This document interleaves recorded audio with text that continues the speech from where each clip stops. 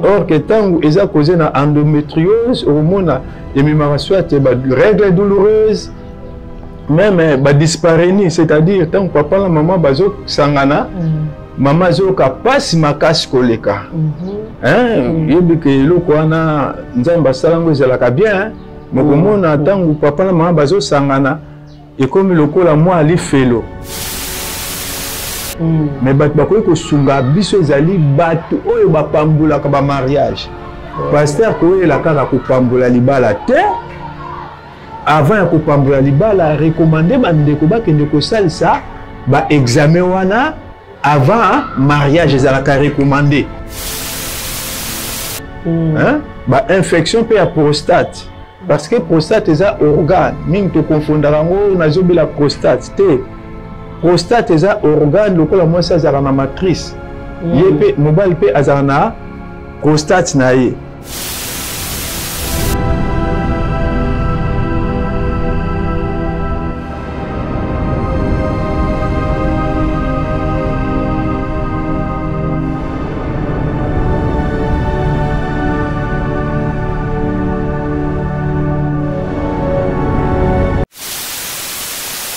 Bonjour, bonsoir très chers téléspectateurs, les amis de la grande découverte. Merci pour votre fidélité, merci parce que vous aurez toujours pour nos colonnes biso rester branchés, tous en Ibila pour le balélo, accompagné de mon invité. Mais avant la banda, je dois commencer à dire merci à mon Dieu parce que je me taper sur ce souffle de vie.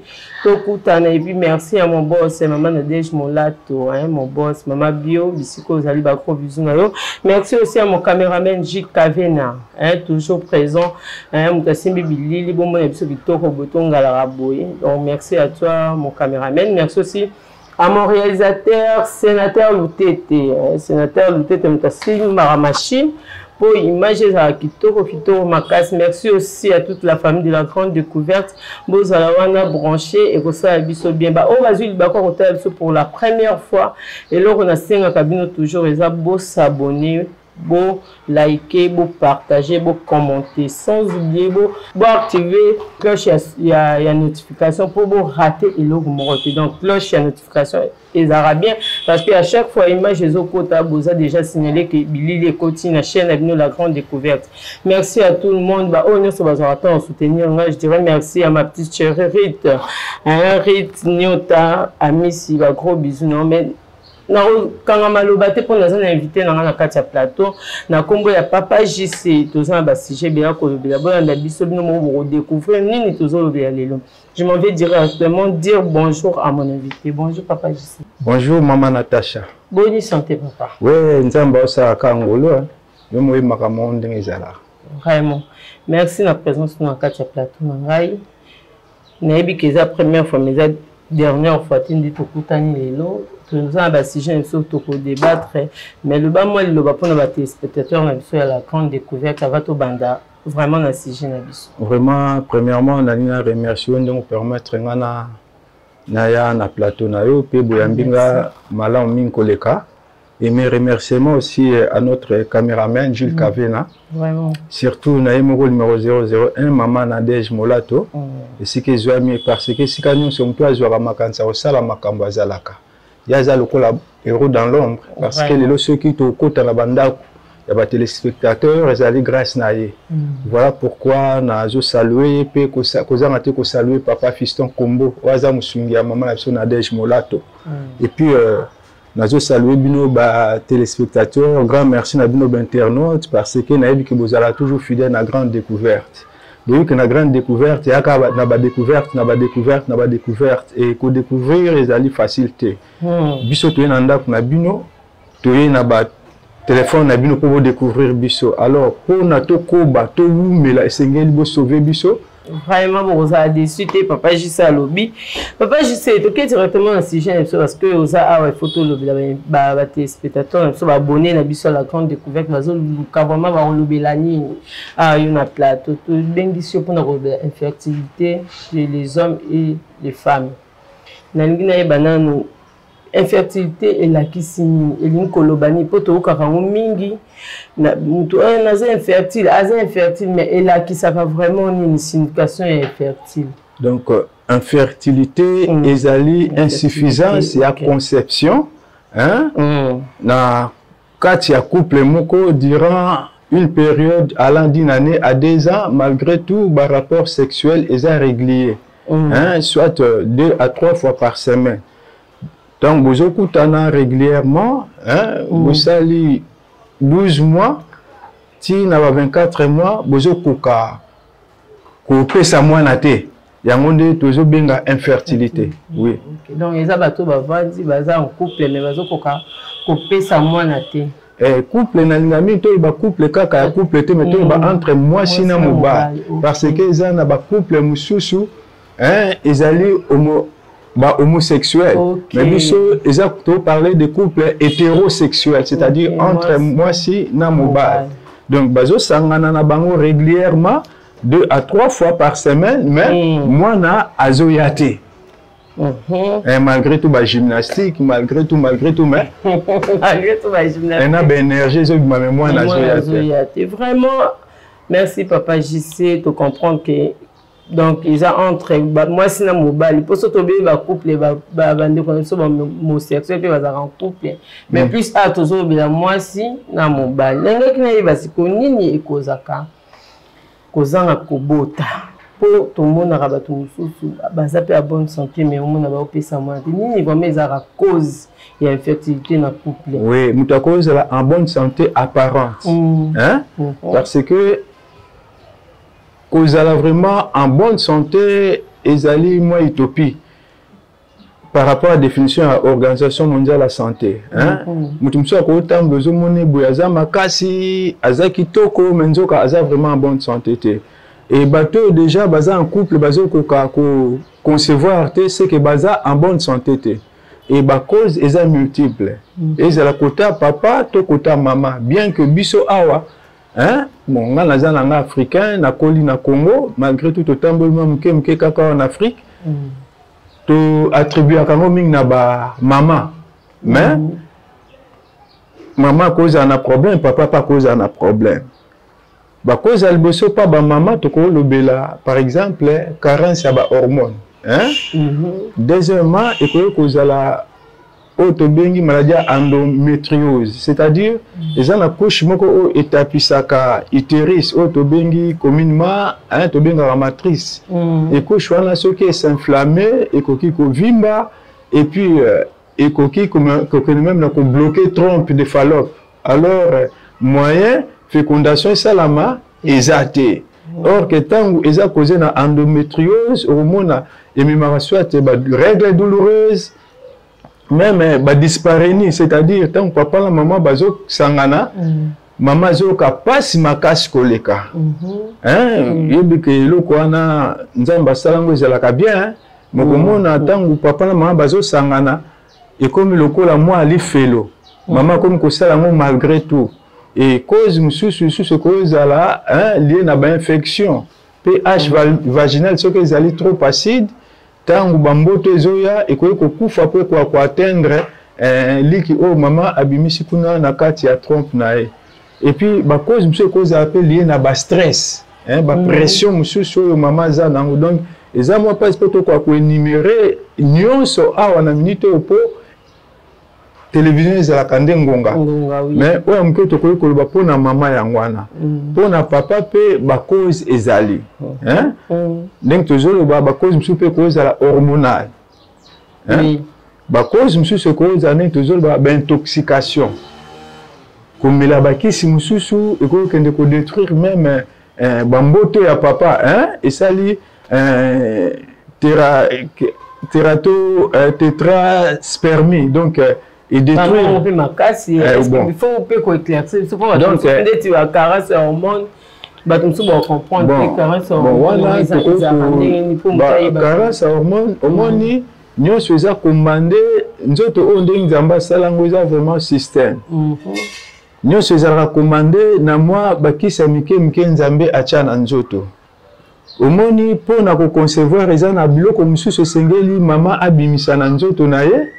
On a facilité conception entre autres toko ko benga progestérone hein ba progestérone wana ezali moko ba hormone oyo e facilité la conception mais maman cause à la carence nango azali soit dans la carence hein il y a hormones féminines mais ba hormone masculine ezo prédominer pa nae au moins la moi si monsieur aza mbinga munene mande febele na njoto makasi hein oui et ba maman bongo pe ming so tel ba na problème à conception oui donc parce que eza lié na carence ya ba hormone net biso ba papa to na to testostérone wana so se facilite ka formation ya ba mboto na biso pe epesaka bopikiliki mpona mboto oko akosala mosala lolingi esengeli donc eza na bakombo mosusu omoni tokoyi na Kinshasa wame lingala eza nde mpasi mpona biso mpona komeka kososiolisa me nyonso ezali na mwa bakisi moko ezala na banzoto na biso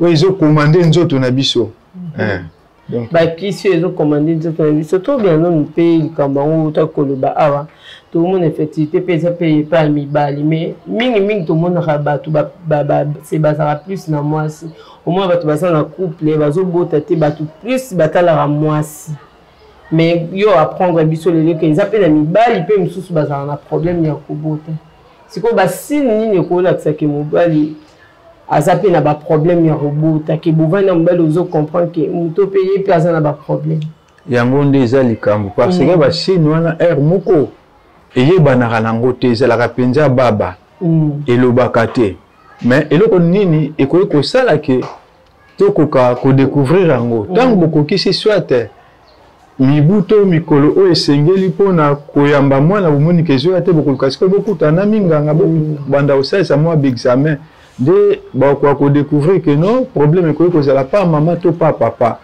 et tokoki koénumérer quelques signes mosusu ekoki ko se faire remarquer par papa. Au moment la biso papa tant mususu moi ça que on zamba tchabso na 4 sa makolo hein to benga ngona lokoto ali français ba scrotum ou testicule hein ba yombi ba benga ngo mingi madungu hein okomona ezo vimba et puis ça la un peu douloureux hein donc wana nyonso eza moko ya basine et puis ba trouble même na kosuba hein ba infection pe ya prostate.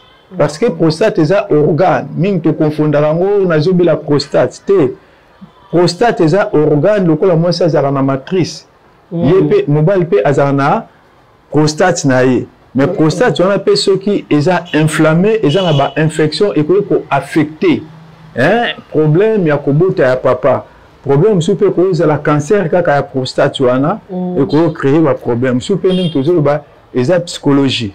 Comme la makaye belé comme la masange belé à makasi ndenge lelo tozomona na Kinshasa wa batu nyonso bakombe la masanga ya makasi ba alcool hein biloko nyonso et mimaka stérilité to infertilité pa ya ba papa vraiment ya ngona pe ekozara infertilité pa papa donc comme na ba masanga makasi nde tout le monde a pe mikolo ba rouge ba makaya ba drogue ba énergisant moi,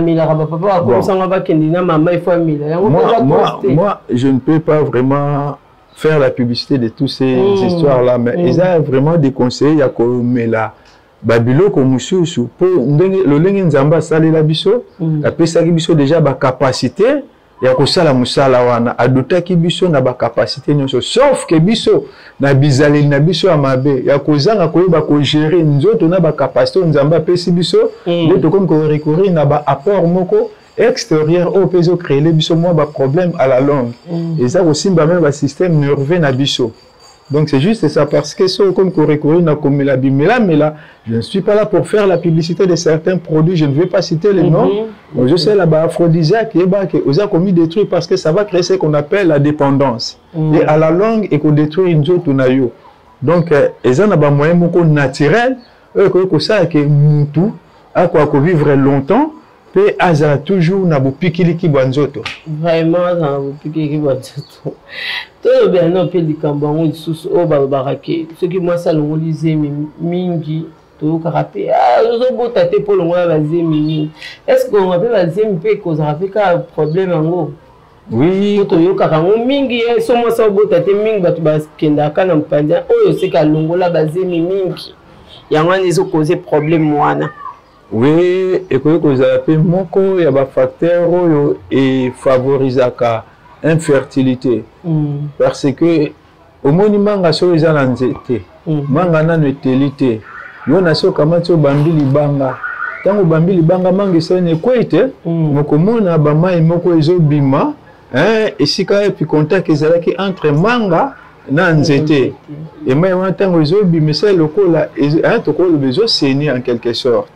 Yo kolia manga na sengo mais peut-être causer dommage na nzete.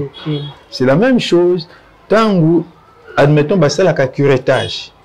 Tango zo sala curettage surtout aux alliés brutaliser, aux alliés arracher, parce qu'il y a un temps ceux qui moi na komeli ils ont un mécanisme au naturel que ça que moi na bima mais yo au brutaliser bimi si moi na makasi sans période wana alors on peut azo manipuler azo ça la opération na akoki pe ko toucher couche auto zo benga endomètre akoki kozo kisa yango vous comprendre akoki kozo kisa yango puis et puis endomètre est comme affecté or que c'est sika au moins a afandaka. Et deuxièmement, l'opération que ça la malango peut très bien, mais prise en charge post-avortum. Vous comprenez? Après avortement.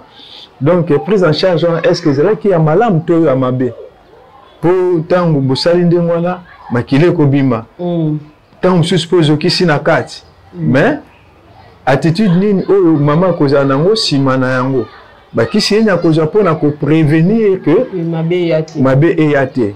Donc, nous, ça peut se dépendre de manipulateur. Donc, ceux qui ont commis livré na charlatan pour que ça la bilo kwana yeba ke au commis détruire yomoko. Donc, tu le dis que bah kisi l'une des causes peut à bilo kwana za ko mila ko zo ba kisi. Aka kisi pe romela wana o ba mila pour na peze mi on peut sous ba cause ka. Non, mais on peut cause raka. Non, ya to yokana. Kisi oyo meli pour longola zem. To benga ko longola zem. Mais na lobana terme moko peut-être ko choquer bino. O meli kisi po boma mutu oyo azo kola na libumu na. Donc tant qu'il soit né et que ko pesa ki matekende po boma. Mais tant que bomi et qu'on y a la capacité qu'on bomba nyonso oh écoutez qu'on en a assez il y a d'autres produits nous t'as libre et créer les problèmes tous au monde là donc on a besoin mutuna en urgence oh non matrice kuna et baby mutu msusu pas mbele qui a quoi que gérant au tabombi nanda pas le kabaso te lobito simalo bokomia comme lumbasolo na kati na e ponini kisi baby sakinyonso okuta na munganga te obombi omonka keleki. Mais plus que ma bébé, quand qui déjà, et bandit ko liayo, ti et bandit ko pollution na carte. Si comme tu as demandé, après ko espérer l'obito si malobi a ko kobota. Ouais. Dans les photos ça la kangele, nzoto on zamba pesa biso photo ko gérer on a olenge o esengeli. Vraiment tout ça kangele, tout ça très attention na makam ebele pour to ko bien d'infectité na banzoto na biso. Et là, on a mibali na biso basi. Papa, je sais vraiment tout comprendre déjà n'engolo beda maman. Donc que on peut na makama on peut kaka tout le monde a payé ba maman misusu atika pe kolongola zemite. Hein? Alongola zemite akepe pas munganga ba ebisi azali pe bien mais azobota. Et ça rappelle du peu la spiritualité. Bon,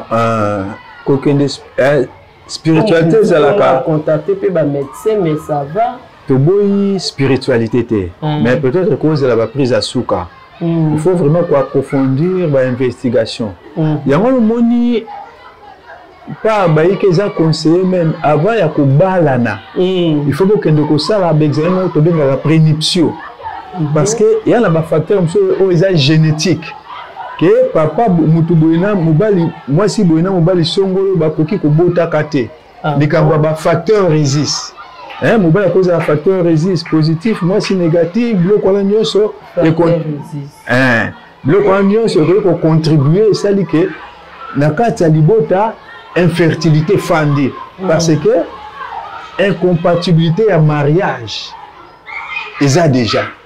Mais bakoy ko sunga biso ezali batu oyo bapambula ka ba mariage. Pasteur ko la kaka ko pambula libala te. Avant ya ko pambula libala recommander bandeko bakende ko salisa ba examen wana avant mariage ezalaka recommandé. Tango bakosali ça de bakotala que non par rapport à papa na maman il y a l'incompatibilité. Ceux qui beaucoup lingana na bino po supporter nyonso. Ah beaucoup supporter bana baya kate wana so côté maman puna ba tie pression côté papa ba tie pression bomiye bi na bino que non biso donc toza to lovana na biso to kotikala ka kozwa bana te. Ole papa sima obanda okende ko tricher libanda sima okomi ko créer les maman ba problème. Donc biloko mosusu ba passer il faut ko sunga bana nzambe pour éviter biloko wana. Na comme exemple ya ba Kaba SS na ba AS. Ya oui que ce que boti mwana moko azali anémique et même il no problème nanda. Boko zalaka na kimia te. Il faut réserver mwanda ba budget na bino kendaka kaka pona kolandela basio ya mwana wana. Or que tant déjà batali bino basali électrophorèse ya hémoglobine bakotala que non maman na papa bozana possibilité mingi ya kobota bano baza ba anémique. Quitte à vous, vous à la conséquence, ou bien vous acceptez tout bolobino, bien que tout l'ingami mingi, mais pour n'atomi créer un problème, liban n'a pas en Kenya, pour ça la bénédiction qui est enrichie et ne se fait suivre d'aucun chagrin. Alors pour liban n'a pas en Kenya, chagrin à la tête, tout bien dans la rare. Tout bien dans la rare. Pour ceux qui ont balani, yo moi ce qu'on y a quoi manga peut mobile na konyo quoi. Vraiment. Toujours commencer vers la fin, habité papa J toujours qui n'a biso vers la fin mais toujours pour ça tout y ba. Est-ce que ça peut na traitement approprié pour la moto azali na infertilité à cause pour abota et surtout dans la cas d'infection de tout koloba na ba comme sous ya hormones na ba stress mutu pas ko landia traitement peut bien type aboti. Oui, bah traitement ezali na baka ba infertilité, bah traitement ezali o ya kolandela sauf que ba tumsu ba subisa pe ba intervention chirurgicale o sala ke ba ko déclarer bango ke wana ba komi ba stérile. Hein? Stérile donc o tikala ko botate. Peut-être sur ça qui hystérectomie, c'est-à-dire ba longola matrice. To ba kata o ba trompe. Wana moyen concevoir les autres au moins que miracle ou ta pas nzambe. Papa peut bakoye ko encastrer yo. Donc ou besoin moi chimiothérapie kenda et baby sa nyonso na kati. Wana nyonso ezali ba biloko oyo okomi penza stérile. Donc ondimina no état na wana pe ozo vivre ndenge wana soko kozwa moi c'est pas maman ndenge pas na ngaya wa bana kozela noter. Ou bien to koluka to adopter. Donc ezaka ndenge bokoyo kana.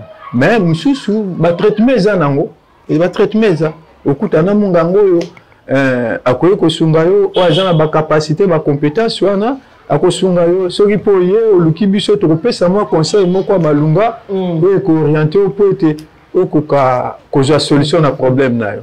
Vraiment ba on so bazana ba problème ya infertilité ceux que vous êtes conscients que vous avez un problème ou papa biso to ko énumérer awa contacter médecin aux solutions ce qui nous a bindé à l'ingi pour moi on se peut dire en ranzamba tsa loboko papa to qu'est-ce qu'on a ba famille na biso de tous en ba famille ou bika africain ba famille là je sais pas ba mindele ba bon entre bango ça se comprend hein so moi c'est un problème ba qu'on se comprendre ba van mais biso ba famille intervenir na ba kawana mingi au monde ba famille bazo ya kaka bazo condamner ka moi li loba pour la famille ba ya moi si ndabota raté ba bossa na bande ko na ba mibali te bon problème ezaka ning to loba ka likambia information so mtoza mal informé oza pekaka na attitude moko à l'encontre ya oza normal par exemple nga soki na mama nanga et que mama za na problème wana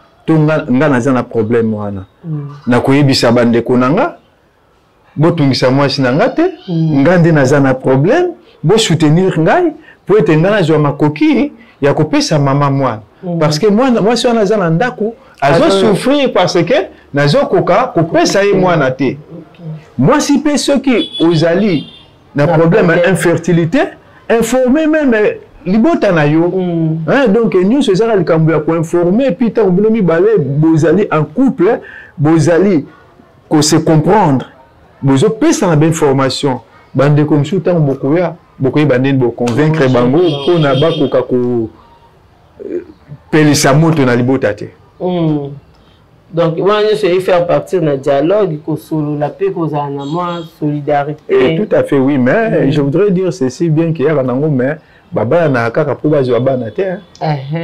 Baba n'a qu'à pouvoir jouer à Banate. Mais ce soit africain, déjà non, ça ce sont des réalités. Mais tu as biso mi balé, tu continues à libala, tu as bien démontrer tout ça, c'est prédiction. Mais vie est dans la réalité, moko, monsieur te prévoit quand tu peux bâtir catalogue à vite. Madame so okuta nango o bongi ça te pour lengela te. Li kama mo ko comme la maman. Bonga na ngai ma pa botela nga bal. Na zui li kama mo ko sala ke balongo lié matrice. Vraiment. Donc na rombo ya e, mais si na balaki. Et puis si to sala ki to prêter ki serment, to sala ki ve pour les meilleurs et les pires. Ngana yo kaka liwe ko kabola biso.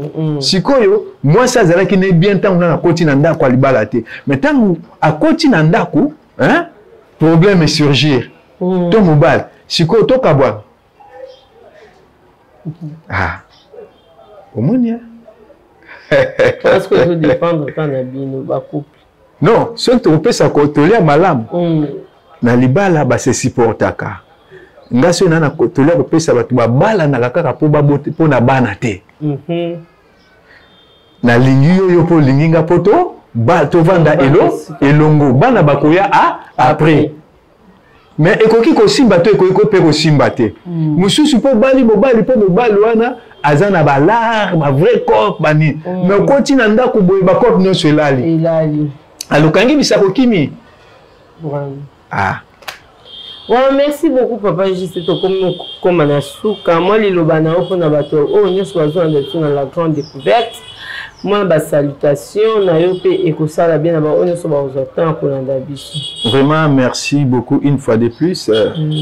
Nabino Oboyambinga, je suis ravi et puis nazo remercier sous Jules hein caméraman dengue na calme nous sur ça vous avez remarqué peut-être que professionnalisme donc aoumiranaye hein et nazo bakuku nanga pa maman Nadège Moula to pe bande ko nyonso ba ndaka biso pe ba soutenir ka biso d'une manière ou d'une autre et puis bambote mingi maman Bibilemena partenaire à Makasi au soutenir kanga sans oublier couple Nadège Manueno. Vraiment, merci beaucoup. Nandenge, bozang raté au soutenir. Biso poete toza la otoza. Nzamba sala bino ngolu. Nous sommes les vôtres. Bino bolandi biso nalingi bino mingi. Ceux qui mutune zali, tokoza disposer à répondre bino soit en privé, soit na canal kaka oto lobeli bino. Vraiment, na souhaité bino ba bonne chose. Ok, mon numéro normalement tu que là-bas, on a pour ça contact. Ouais, numéro plus 243 9 91 47 12 62 plus 243 9 91 47 12 62. Vraiment, merci beaucoup, Papa JC. Merci pour la présence. Pour répondre à l'invitation. Et ça, bien. Directement, merci aussi à nos abonnés, qui fidèles.